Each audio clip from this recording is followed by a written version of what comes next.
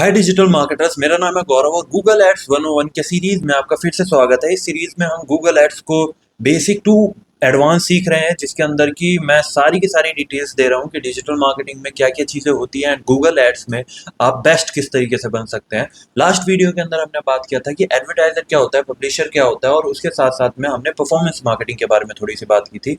इस वीडियो के अंदर हम बात करने वाले हैं कि एड नेटवर्क क्या होता है, इम्प्रेशन क्या होता है, इसके अलावा रीच क्या है, व्यूज क्या है, इस तरीके के कुछ टॉपिक्स के ऊपर हम बात करेंगे।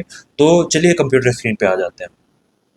सो गाइज, लास्ट वीडियो में हमने बात किया था कि व्हाट इज परफॉर्मेंस मार्केटिंग, उसके अलावा एडवर्टाइजर कौन होते हैं, पब्लिशर कौन होते हैं। इस वीडियो में हम एड नेटवर्क के बारे में बात करने वाले हैं, एड एक्सचेंज के बारे में बात करने वाले हैं, डबल क्लिक क्या है, गूगल एड्स क्या है, और इसके अलावा एक हम AIDA को टच कर लेंगे एंड इम्प्रेशन व्यूज रीच के बारे में हम इसी वीडियो में बात कर लेते हैं। तो सबसे पहले मैं एड नेटवर्क के बारे में अगर आपको बताऊं, एड नेटवर्क को समझने से पहले आपको समझना होगा कि एडवर्टाइजर कौन होता है। अगर आपने advertiser and publisher and what is performance marketing की वीडियो नहीं देखी है, जो इससे जस्ट पहले वाली है, तो मैं आई बटन में यहीं कहीं लगा दूंगा, आप प्लीज जाके उसे पहले देख लें ताकि और अच्छे से आपको चीज़ें समझ आए, कॉन्सेप्ट क्लियर हो।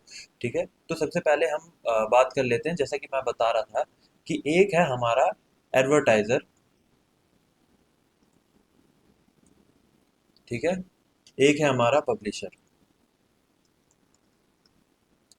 ठीक है, एडवर्टाइजर वो लोग होते हैं जिन्हें अपने प्रोडक्ट को, लेट सपोज ये कोई प्रोडक्ट है, लेट सपोज ये कोई कार है, इस कार को सेल करना है, तो मे बी ये हो सकती है कोई कंपनी सच एज वोल्वो।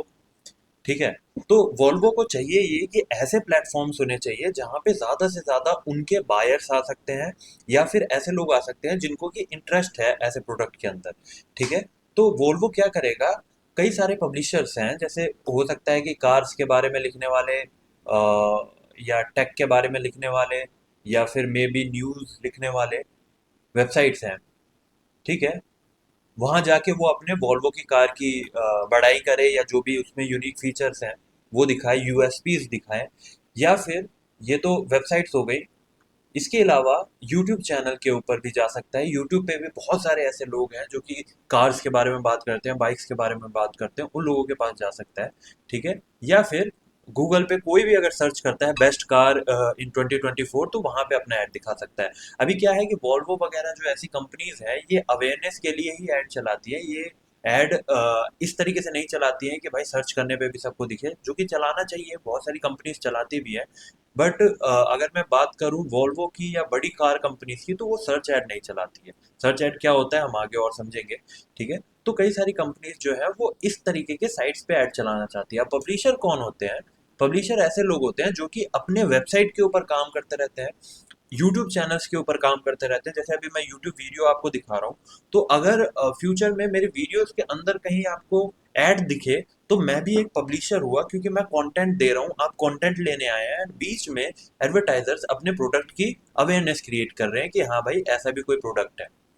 ठीक है, अब वॉल्वो को ऐसी कंपनीज के पास जाना है, ऐसी कार कंपनीज के पास जाना है, या ऐसी वेबसाइट्स के पास, ऐसे चैनल्स के पास जाना है जो कि उनसे रिलेटेड प्रोडक्ट दिखाते हैं, उनके इंडस्ट्री से रिलेटेड प्रोडक्ट दिखाते हैं।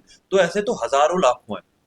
ठीक है, तो एक एक के पास जाके उन्हें कॉल करके बात करना एंड उन्हें कॉल करके ये समझाना कि भाई आप एक काम करो, अपने वेबसाइट पे मेरा ऐड दिखाओ, मैं इतने रुपए चार्ज दूंगा, ये चार्ज दूंगा। एंड इससे प्रॉब्लम क्या आती है कि वॉल्वो को ये नहीं समझ आ पाएगा कि किस वेबसाइट को कितना पे करना चाहिए, किस वेबसाइट को कितना नहीं करना चाहिए। इन सबको स्टैंडर्ड में एक लाने के बाद एक नेटवर्क बनाया जाता है, जो कि होता है अवेयरनेस का, सॉरी, एडवर्टाइजर्स का। ये मान लो एडवर्टाइजर वन है। ठीक है, और कई सारे पब्लिशर्स का, publisher one, publisher two, publisher three. ठीक है, तो इस एडवर्टाइजर को इन सारे पब्लिशर से कनेक्ट करने के लिए एक नेटवर्क बनाया गया है, जो कि हम बोलते हैं एड नेटवर्क। अभी एड नेटवर्क का मेनली काम क्या है कि इन सभी पब्लिशर से पहले से ही वो कनेक्टेड है। ठीक है, पहले से इनकी डील हो रखी है कि भाई देखो ऐसा है, अगर मैं आपको 100 रुपये ला के दूंगा, तो 100 रुपये में से 60 रुपये तो मैं रख लूंगा, जो कि गूगल रखेगा या एड नेटवर्क रखेगा। अब अलग अलग एड नेटवर्क्स के अलग अलग चार्जेस होते हैं, बट जनरली जो गूगल एडसेंस है वो 60% लेता है, एंड बाकी के जो 40 रुपये हैं वो मैं आपको दे दूंगा। तो ये पब्लिशर के पास चला गया। ठीक है। अब एड नेटवर्क के पास मैं एज ए एडवर्टाइजर जाके ये बोलूंगा कि भाई देखो ये मेरी रिक्वायरमेंट है, इतना मेरा बजट है डेली का, ये मैं पे कर सकता हूँ, इस तरीके के लोगों को मेरे को ऐड दिखाना, और इस तरीके के माइंडसेट वाले रीडर्स होने चाहिए, इस तरीके के एक स्पेसिफिक माइंडसेट के अंदर लोग होने चाहिए जब भी मेरे एड्स उन्हें दिखे। ठीक है। तो इन सभी को एक एड नेटवर्क मैनेज करता है, मेनली ये काम है।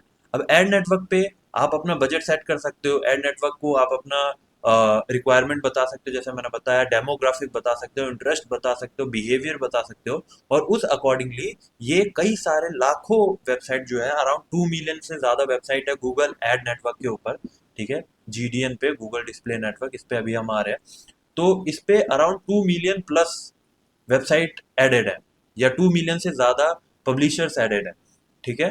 तो इतने सारे लोगों में से वो फिर आपके रिक्वायरमेंट के अकॉर्डिंगली छांटता है, और इसी चीज़ का ये 60% चार्ज करता है आपसे। मतलब आपसे तो 100% चार्ज करेगा, पब्लिशर को नया काम ला के दे रहा है तो इससे पब्लिशर से ये 60% चार्ज कर लेगा। लेकिन आपका भी इसमें नुकसान है और पब्लिशर का भी नुकसान है, क्योंकि आप तो 100 रुपये दे रहे हैं गूगल को या किसी भी एड नेटवर्क को कि भाई ये 100 रुपये लो, एंड इस 100 रुपये से जहाँ भी मेरा ऐड दिखता है वहाँ पे जाके ऐड मेरा शो करो। ठीक है। लेकिन एड नेटवर्क आपको सुविधा दे रहा है तो उसके लिए वो 60 रुपये चार्ज कर लेगा, एंड वो 60 रुपये ले लेगा। मतलब अब आपने 100 रुपये खर्च किया लेकिन 40 रुपये का ही ऐड रन कर रहे हो। ठीक है। 60 रुपये तो आपकी सर्विस या ब्रोकरेज में लग गई। ठीक है।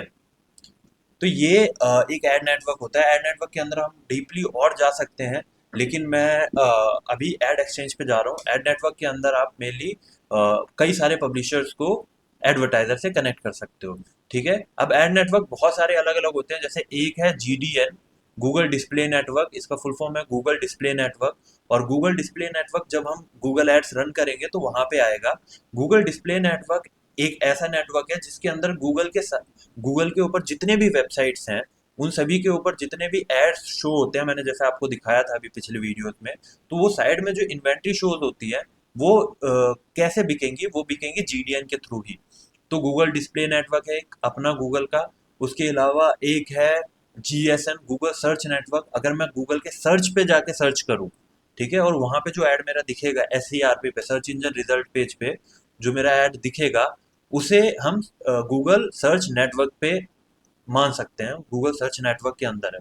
तो यहाँ दो चीजें निकल के आती है, एक है जीडीएन गूगल डिस्प्ले नेटवर्क, एक है जीएसएन गूगल सर्च नेटवर्क। जब हम ऐड चलाएंगे तो वहां पे हमारे पास दो ऑप्शंस आएंगी, और उस पॉइंट पे आपको जीडीएन एंड जीएसएन का मतलब समझ आना चाहिए। गूगल डिस्प्ले नेटवर्क ऐसा होता है जहाँ पे आप अपने ऐड को शो करोगे, जहाँ आपको एक इमेज देना पड़ेगा, जहाँ पे आपको एक वीडियो देनी पड़ेगी। तो जीडीएन के अंदर सारी की सारी वेबसाइट्स आती हैं जितनी भी गूगल डिस्प्ले नेटवर्क से कनेक्टेड है या एडसेंस से कनेक्टेड है। ठीक है। जितनी भी वेबसाइट एडसेंस से कनेक्टेड है वो सारी की सारी ऑलमोस्ट जीडीएन में आती है। ठीक है। जीडीएन का मतलब क्या है कि आपको डिस्प्ले देना पड़ेगा, एक ऐड देना पड़ेगा, एक इमेज देनी पड़ेगी, और इमेज आपकी यूट्यूब की वीडियोस पे भी चल सकती है या किसी वेबसाइट में चल सकती है। लेकिन सर्च नेटवर्क में सिर्फ आपको टेक्स्ट देना होता है, और फिर टेक्स्ट के अकॉर्डिंगली आप फोन कॉल ऑर्डर करवा सकते हो, या फिर आप जनरली कुछ भी मतलब सर्च वगैरह कर सकते हो। तो अगर मैं, तो ये था जीडीएन और जीडीएन एंड जीएसएन के बारे में, और एड नेटवर्क के बारे में। अब एड नेटवर्क बहुत सारे हो सकते हैं, जैसे एक तो है आपका गूगल एड्स, एक है आपका गूगल डिस्प्ले नेटवर्क जो कि है आपका जीडीएन, एक है आपका गूगल सर्च नेटवर्क जो कि है आपका जीएसएन। अच्छा, जीएसएन में ऐसे साइट्स भी आते हैं, कई बार आप जब गूगल पे सर्च कर रहे होगे और वहाँ पे एक लिंक दिखेगा, उस पर जब आप क्लिक करोगे तो किसी दूसरे ही जगह पे चले जाओगे जहाँ पे गूगल के पेज की तरह ही काफ़ी सारे और भी मतलब सर्चेस का रिजल्ट होगा, तो वो भी जीएसएन के अंदर आता है। तो ये Google display network and Google search network है। ठीक है। इसके अलावा ये एड नेटवर्क के अंदर ही आता है। इसके अलावा और भी बहुत सारे हो सकते हैं, जैसे याहू है अपने आप में एक, बिंग आप ले सकते हो। ठीक है। तो ये सब के सब अपने एड नेटवर्क है। ये था आपका एड नेटवर्क के बारे में। अगर मैं आपको बताऊं कि एड नेटवर्क तो ठीक है, चलो भाई, मैंने एड नेटवर्क के अलावा एक बात की थी कि भाई हमें चाहिए गूगल सर्च नेटवर्क भी, सॉरी, गूगल एड एक्सचेंज भी। तो एक होता है गूगल एड एक्स, ठीक है। गूगल एड एक्स क्या करता है, जैसे गूगल एड नेटवर्क के अंदर प्रॉब्लम क्या आती है कि आप बहुत ज़्यादा चीज़ें कस्टमाइज नहीं कर सकते हो। आप हर एक वेबसाइट के लिए एक स्पेसिफिक पेमेंट नहीं डाल सकते हो, क्योंकि अगर आप चाहते हो कि मेरा ऐड हिंदुस्तान टाइम्स पे भी दिखे और टाइम्स ऑफ अमेरिका या टाइम्स ऑफ न्यूजीलैंड या फिर सीएनएन पे भी दिखे, ठीक है, एंड उसके बाद आप चाहते हो कि हर एक वेबसाइट का मैं अलग अलग पैसा टारगेट करूं, तो आपको हर एक वेबसाइट को लेके अलग अलग बजट के साथ ऐड बनाना पड़ेगा, जो कि अपने आप में बहुत सरदर्दी हो जाएगी। वहां पे आता है हमारे पास Google ad X. Google ad X इतनी जल्दी आपको नहीं मिलता है, मेनली गूगल एड एक्स के लिए आपको कुछ पेमेंट देनी पड़ती है, ठीक है। वो समवेयर बिटवीन 10 to 15% होता है आपके टोटल बजट का। तब आपको इसका एक्सेस मिलता है गूगल एड एक्स का। तब आप जाके गूगल एड एक्स पे ऐड चला सकते हो। और गूगल एड एक्स मेनली बड़ी कंपनीज के लिए है, जिनको मे बी CR+ में ऐड रन करना होता है, डिस्प्ले ऐड रन करना होता है, या मतलब अवेयरनेस के लिए एड्स रन करने होते हैं, तो वो गूगल एड एक्स पे जाते हैं, ठीक है। तो ये गूगल एड एक्स एक GD गूगल डिस्प्ले नेटवर्क नहीं है, ये है एड एक्सचेंज, ठीक है। एड एक्सचेंज है ये। एंड एड एक्सचेंज जो है वो गूगल एड नेटवर्क से, GDN से थोड़ा सा एडवांस रहता है। क्यों रहता है? क्योंकि इसके अंदर आपको बड़े बजट का काम करने का, ऑप्टिमाइजेशन करने का एंड सारी चीज़ें मिलती हैं। एंड उसके अलावा बहुत सारी चीज़ें ऐसी हैं जो कि आप अपने अकॉर्डिंगली कर सकते हो, ठीक है। और प्लस इसके अंदर प्रॉफिट भी ये है कि जैसे अभी मैंने बताया था कि गूगल डिस्प्ले नेटवर्क के ऊपर या एड GDN के ऊपर या एड नेटवर्क्स के ऊपर बहुत ही हेफ्टी अमाउंट आपको चार्ज देना पड़ता है। जैसे 60% आपका सिर्फ और सिर्फ जो प्लेटफॉर्म है वही खा जाएगा, और सिर्फ 40% का आप ऐड रन कर सकते हो। लेकिन एड एक्सचेंजेस के अंदर क्या है कि वो एड एक्सचेंज जो है वो अपना प्लेटफॉर्म फीस ले लेगा, आपका जो भी बजट है उसके अंदर से, ठीक है। तो मान लो अब आपने 100 रुपये खर्च किया, तो 100 में से 15 रुपये इसने गूगल एड एक्स ने ले लिया। अब आपका 85 रुपीज़ जो है, इससे आप ऊपर आगे एड रन कर सकते हो, ठीक है। इसके अंदर हर एक चीज़ आपको बतानी होती है, ये थोड़ा कॉम्प्लिकेटेड होता है। और प्लस इसके अंदर आपको एक हैवी अमाउंट के साथ ही ऐड रन करने का मौका मिलता है। प्लस इसमें आपको पहले फॉर्म भरना होगा, फिर गूगल आपसे कनेक्ट करेगी, फिर प्रीवियस आपका डेटा देखेगी कि गूगल एड्स पे आपने कितने का खर्च किया, एंड चार चीज़ें हैं। उसके बाद कई सारी रिक्वायरमेंट्स फुलफिल करने के बाद आपको गूगल एड एक्स मिलता है, ठीक है। तो ये डिफरेंस है GDN एंड एक एड एक्सचेंज के बीच में, ठीक है। अब हम बात कर लेते हैं व्हाट इज इम्प्रेशन। पहले मैं बात करूँ तो व्हाट इज इम्प्रेशन। देखो, इम्प्रेशन का मतलब क्या होता है कि अगर हम एक गूगल ऐड चला रहे हैं और गूगल ऐड चलाने के बाद हमारे पास कुछ इम्प्रेशन दिखते हैं। जैसे मैं आपको दिखाता हूँ, एक सेकंड रुकिए। जैसे ये हमारा एक ऐड है।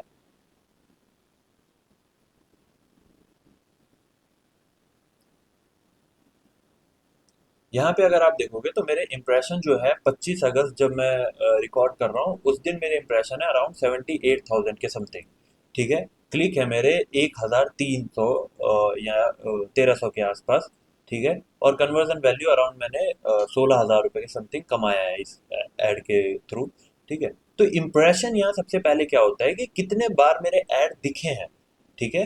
तो इम्प्रेशन मेनली क्या होता है, number of times ad displayed, ठीक है।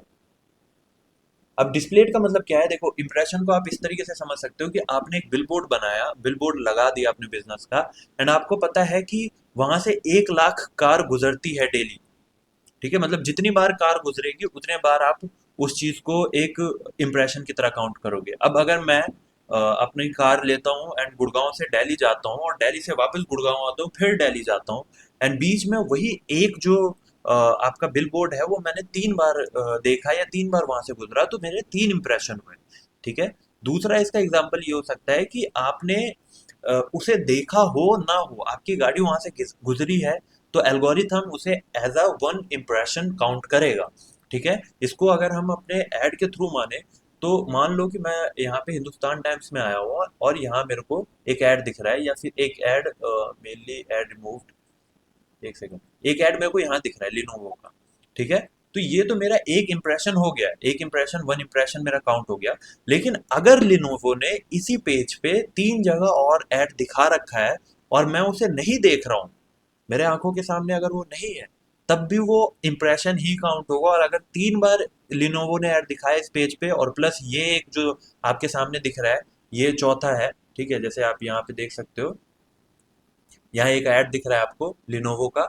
और मेनली क्या है कि जैसे यहाँ पे एक ऐड दिख रहा है तो ये तो एक काउंट होगा, लेकिन अगर इसी पेज पे बिलो द फोल्ड या फिर नीचे अगर जाते हो, जो व्यू पॉइंट है उससे नीचे भी अगर एड्स हैं और वो मेरे सामने नहीं आ रहा है, तब भी वो एक इम्प्रेशन ही काउंट होगा। तो इस पेज से मुझे मे बी 4 इंप्रेशन मिल सकते हैं अगर मैं एक बार आता हूँ। अगर मैंने इसे रिफ्रेश किया और फिर वो चारों एड्स लोड हुए, तो अब मेरे इंप्रेशन क्या हुए, पहले के 4 + 4, अब 8 इंप्रेशन हुए।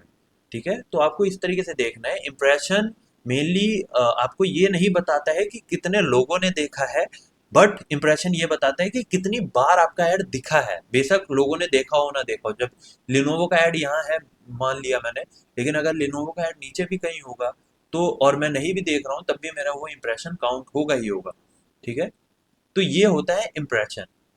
ठीक है, इम्प्रेशन मेनली उसे बोलते हैं जब हम एक ऐड को शोकेस, जीडीएन जो है या फिर जो भी आपका गूगल एड्स है, वो एक बार ऐड को वहां पे प्लेस कर चुका है, आप देखो ना देखो एक इम्प्रेशन काउंट होगा ही होगा।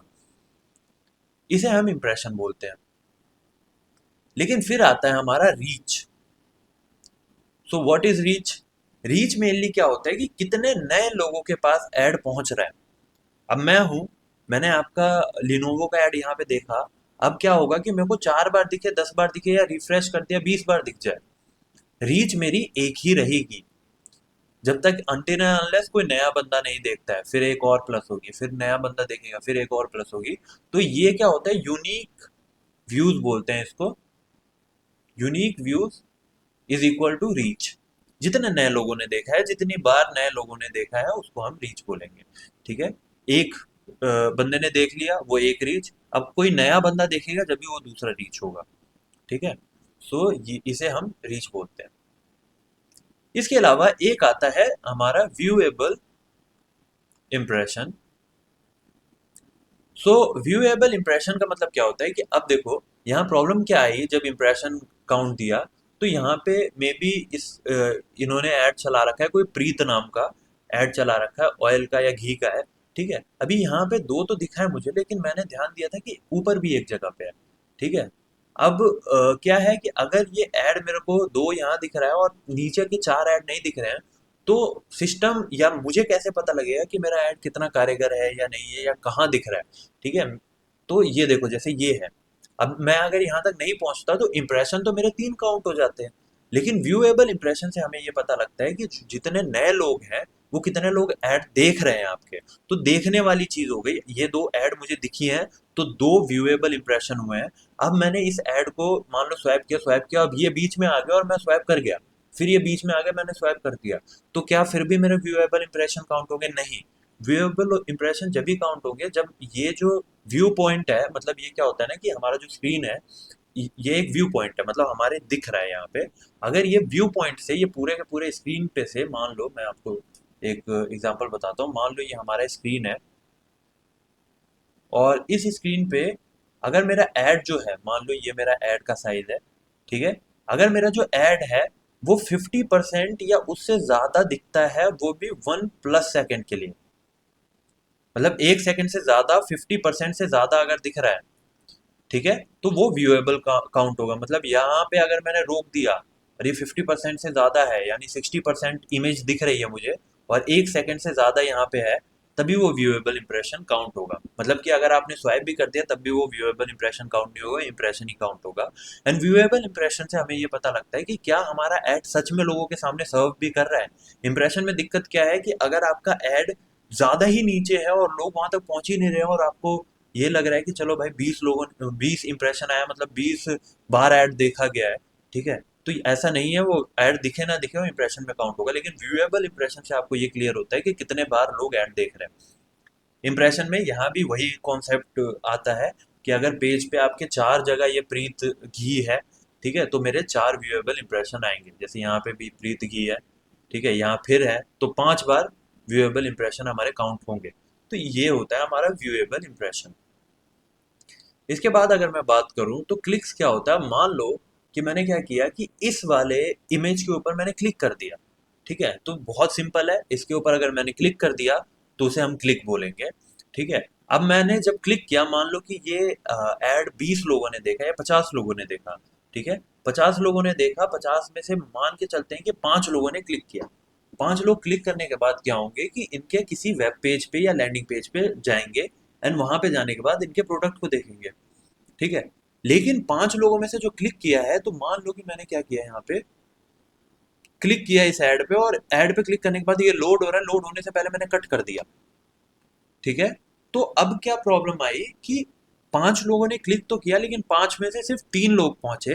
तो क्लिक्स हमारे 5 है, लेकिन ट्रैफिक जो है, मतलब उस वेबसाइट पे जितने लोग पहुंचे हैं वो काउंट होता है एज अ ट्रैफिक। तो ट्रैफिक हमारा 3 है। ठीक है, क्लिक्स मतलब जितने लोगों ने क्लिक किया, और ट्रैफिक्स मतलब कि उस वेबसाइट पे पहुंची कितनी जनता है। ठीक है, तो अब हमने क्या क्या सीख लिया, हमने सीख लिया कि व्हाट इज इम्प्रेशन। अगर मैं एक एग्जांपल के साथ बात करूं, तो मान लो कि स्प्रीत घी का जो ऐड है वो उसे 20,000 इम्प्रेशन मिले हैं। मतलब 20,000 बार ऐड दिखा है, अब लोगों ने देखा हो ना देखा हो बात की बात है, 20,000 एड्स लोड हुई हैं। ठीक है, जिसमें से व्यूएबल इम्प्रेशन जो है वो मान के चलते हैं 10,000 है। ठीक है, मतलब 10,000 लोगों ने उस इम्प्रेशन को सच में देखा है स्वैप करते वक्त या कुछ भी। जिसमें से कि रीच हमारा मान लेते हैं कि अगर 5 इमेज इसने एक वेबसाइट पे डाल रखा है।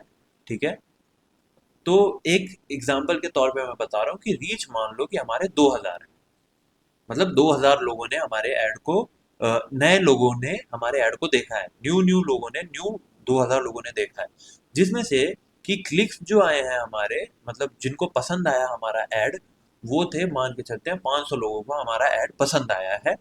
उसमें से जब क्लिक कर दिया तो ट्रैफिक जो आया हमारा, जितने लोगों ने क्लिक कर दिया, तो ट्रैफिक हमारा जो पहुंचा वहां पे वो 400 लोगों का है। अब हमारे वेबसाइट पे पहुंचने के बाद मान के चलते हैं कि जो कन्वर्जन आया, मतलब जो जिन लोगों ने खरीदा है, अब कन्वर्जन में बहुत चीजें होती हैं, हम बाद में बात करेंगे, वो मान के चलते हैं 50 होती है। तो अब यहाँ पे आप एक ट्रेंड देखेंगे कि जैसे जैसे हम नीचे जाते गए, जैसे जैसे यूजर जर्नी में हम आगे बढ़ते गए, वैसे वैसे नंबर हमारे कम होते गए हैं। ठीक है, और इसी को हम बोलते हैं इन्वर्टेड फनल। ठीक है, इन्वर्टेड फनल, या फिर इसे हम बोलते हैं फनल, जहां पे सबसे ऊपर रहता है इंटरेस्ट, सॉरी, अवेयरनेस। यहाँ आप क्या करते हो कि अपने प्रोडक्ट के बारे में लोगों को अवेयरनेस दिलाते हो, लोगों को दिखाते हो, बताते हो अपने प्रोडक्ट के बारे में। तो अवेयरनेस जो है वो इस पॉइंट पे आएगा। हमारा इंप्रेशन, व्यूएबल इंप्रेशन और रीच, हमने क्या किया, यहाँ पे अपने प्रोडक्ट के बारे में लोगों को अवेयर किया। ठीक है, तो अवेयरनेस में आपको जनरली बड़े नंबर्स दिखेंगे। इसलिए ये जो फनल है, फनल का बड़ा पार्ट जो है वो अवेयरनेस को एलोकेट किया गया है। उसके बाद आता है इंटरेस्ट। अगर मेरे ऐड को 2,000 लोगों ने देखा है, नए लोगों तक पहुंचा है, तो 2,000 में से 500 लोगों का इंटरेस्ट जनरेट हुआ, जब भी तो उन्होंने क्लिक किया है। तो इंटरेस्ट जो है वो 500 लोगों का आया। ठीक है, तो टोटल 500 लोगों का इंटरेस्ट आया जब भी उन्होंने क्लिक किया। ठीक है, अब इसके बाद आ जाते हैं डिजायर पे। 500 लोगों में से मान लेते हैं कि 400 लोग आपके ऐड पे, वेबसाइट पे पहुंचे हैं, एंड इन्होंने फिर क्या किया है कि आपके वेबसाइट को देखा है, खंगाला है। तो ये 400 लोग जो है वो डिजायरेबल एक्शन के अंदर हैं, जो कि आपके प्रोडक्ट में इंटरेस्ट शो कर रहे हैं। तो मे बी उनके अंदर डिजायर एक क्रिएट हो गया। इसके बाद आता है एक्शन। 400 लोगों में से 50 लोगों ने खरीदा है। ठीक है, तो जैसे जैसे हम नीचे जाते जा रहे हैं, इसके अंदर आप देखोगे कि जिस तरीके से हम नीचे जा रहे हैं, वैसे वैसे हमारे पास ये जो नंबर्स है ये छोटे होते जा रहे हैं, और नंबर छोटे होने के साथ साथ ये जो फनल का साइज है वो भी छोटा होता जा रहा है। ठीक है, तो मेनली इसी वजह से इसको हम इन्वर्टेड फनल भी बोलते हैं, या जनरली फनल बोलते हैं। वो कभी आपने किसी बड़े तेल के बयाम से या तेल के कंटेनर से अगर किसी छोटे बोतल वगैरह में तेल डाला होगा, तो एक फनल यूज करते हो आप, जिसमें ऊपर से काफी सारा तेल डाला जाता है, फिर वो नीचे से निकलता है एक जगह पे कॉन्सेंट्रेट होकर। ठीक है, तो उसी तरीके का ये फनल है जिसे हम ट्रेडिशनल फनल बोलते हैं। ठीक है। एंड इसके अंदर जैसा मैंने बताया, अवेयरनेस का ए आ गया, इंटरेस्ट का आई आ गया, डिजायर का डी आ गया, एंड एक्शन का ए आ गया। इसी वजह से हम इसे AIDA फनल बोलते हैं। ठीक है। सो इस वीडियो के लिए अभी इतना ही। इस वीडियो में हमने